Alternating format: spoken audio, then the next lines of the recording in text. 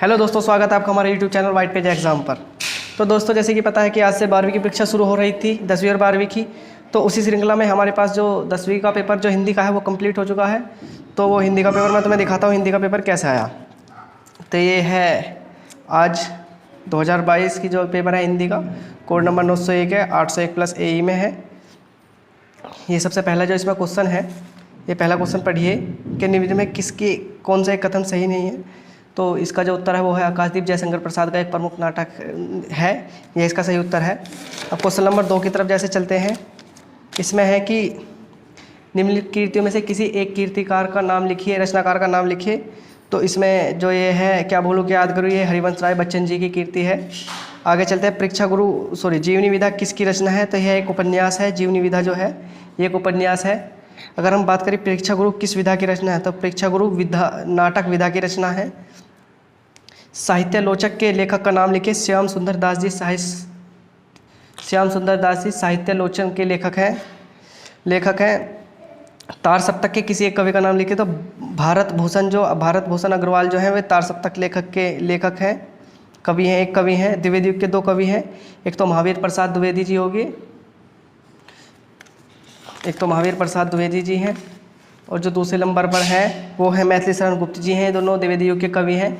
फिर नई कविता की 2 प्रमुख विशेषता लिखिए। एक तो प्रयोगों में नवीनता है, और एक क्षणवाद का महत्व, ये हो गए।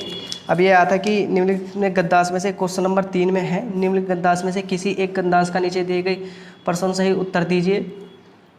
तो एक तो क्वेश्चन का जवाब सबसे खतरनाक है, और एक तो क्वेश्चन नंबर 3 में क्या था, एक ख है। रोहते दुर्ग का प्रकोष्ठ में बैठी हुई थी ममता छीन के थी। ये ममता चैप्टर से लिया गया है, जिसके जो लेखक हैं वो जयशंकर प्रसाद जी। ममता चैप्टर से लिया गया है, जिसके लेखक जयशंकर प्रसाद जी हैं।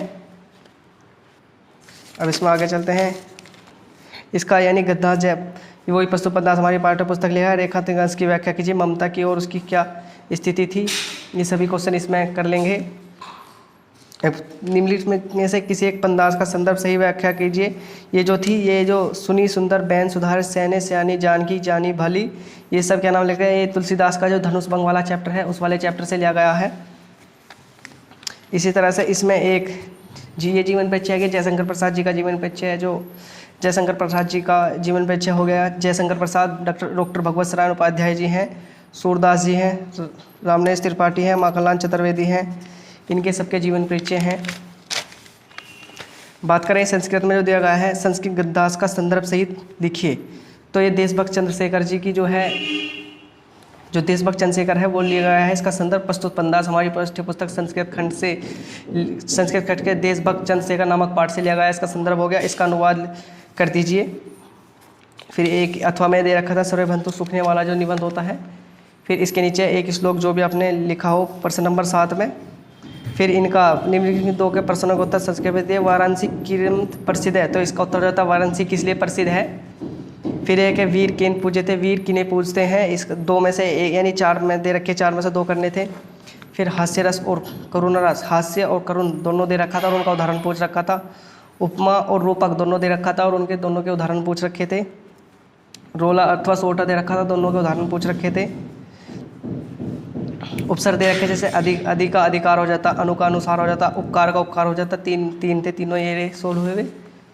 अगर बात करें प्रत्यय, तो बचपन हो जाता, सफलता हो जाती, सिलाई हो जाती, पहनावा हो जाता। इनके जो प्रत्यय जो थे प्रत्यय। अगर बात करें समास विग्रह की, राजा और रानी का समास राजा और रानी हो जाता समास विग्रह में। राम और रहीम हो जाता समास विग्रह में। ना अगर ये उसकी तत्सम की बात करते तो नाक का नासिका हो जाता, गोबर का गोमय हो जाता, और हल्दी का हरिदा हो जाता। अगर बात करें निम्नलिखित 2 शब्दों के 2 परिभाषा लिखिए। गंगा का एक तो देव नदी हो जाता और एक सुरसरी हो जाता। एक घोड़े का अश्व हो जाता, एक है हो जाता, एक खग का पक्षी हो जाता और चिड़िया हो जाता। ये 2 करने थे, बल्कि 3 हो गए इसमें। अगर संधि विच्छेद की बात आती है, मात्राज्ञा, माता प्लस आज्ञा, ये इससे हो जाता माता प्लस आज्ञा से। इति प्लस अत्र इत्यत्र, क्वेश्चन नंबर 10 में इति प्लस अत्र इत्यत्र हो जाता। निम्नलिखित में से तृतीय विभक्ति पेचयनी, फल का फलेन हो जाता और मति का मत्य हो जाता। फलेन मत्य। जो निम्न में से किसी एक का जो 10 का क्या है धातु लकार अपठतक हो जाता, क्या हो जाता है, अपठतक हो जाता। फिर घ की बात करें तो निम्न में से किन्हीं दो के वाक्यों का संस्कृत में अनुवाद कीजिए। सीता विद्यालय जाती है, हमें वहाँ जाना चाहिए, घरों के चारों ओर पेड़ हैं, बालक खेल रहे हैं। इन चारों में से एक का जो संस्कृत में अनुवाद करना था। बात करें आपके जो निबंध का दोस्तों, कुछ क्वेश्चन नंबर जो 11 दे रखा, निबंध का आपके इन्होंने थोड़ा सा कुछ इसमें नहीं चेंज कर दिया। निबंध का हर बार पर्यावरण प्रदूषण या समस्या वगैरह आती थी, अब क्या आया है, खेल कूद का आया है। फिर को प्रश्न नंबर 12 में आया है खंड काव्य के आधार पर जो हमारे यहाँ जो चलता है वो श्रवण कुमार वाला चलता है, श्रवण कुमार वाला हो गया। तो दोस्तों आज का पेपर जो 12वीं 10वीं का था काफ़ी अच्छा था, यानी कुछ भी इसी तरह की प्रॉब्लम नहीं थी। तो आई होप को आपको पेपर अच्छे समझ में आ गया होगा। Thanks for watching.